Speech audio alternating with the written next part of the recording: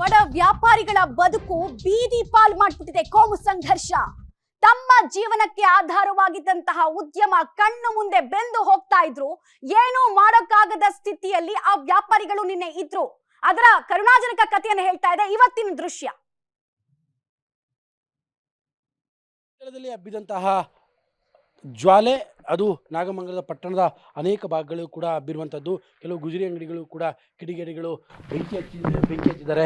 ಮಲೆನಹಳ್ಳಿಯ gate ಬಳಿಯಲ್ಲಿ ಇದ್ದಂತಹ ಗುಜರಿ ಅಂಗಡಿಯು ಕೂಡ ಬೆಂಕಿ ಹಚ್ಚಿರುವಂಥದ್ದು. ಅದರ ಮಾಲೀಕರು ಕೂಡ ಈಗ ನಮ್ಮ ಜೊತೆಯಲ್ಲಿದ್ದಾರೆ. ಸರ್, ಏನೇನು ಸುಟ್ಟೋಗಿದೆ ಇಲ್ಲಿ? ಸರ್, ಎಲ್ಲ ಸ್ಕ್ರಾಪ್ ಮೆಟೀರಿಯಲ್ ಇತ್ತು ಇಲ್ಲಿ. ನಿನ್ನೆ ಬೊಮ್ಮರಳ್ಳಿ ಪಂಚಾಯತಿಯಲ್ಲಿ ಐಟಮ್ ತೊಗೊಂಡಿದೆ.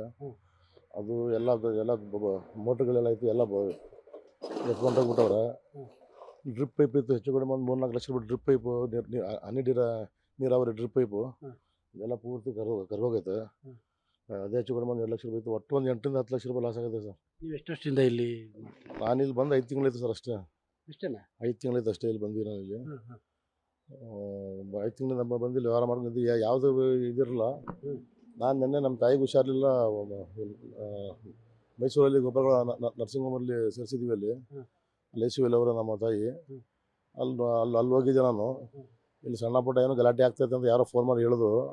ನಾಗಮಟ್ಟನಲ್ಲಿ ಸಣ್ಣ ಪುಟ್ಟ ಹಿಂಗೆ ಗಲ್ಬಿಗಳು ಆಗ್ತಾಯಿದ್ವು, ಅಲ್ಲಿಗೆ ಸರಿಯಾಗಿಬಿಡೋದು. ಈ ಮಟ್ಟಿಗೆ ಗಲಾಟೆ ಆಗುತ್ತೆ ಅಂತ ನಾನು ಯಾವತ್ತೂ ತಿಳಿದಿರಲಿಲ್ಲ ನಾನು.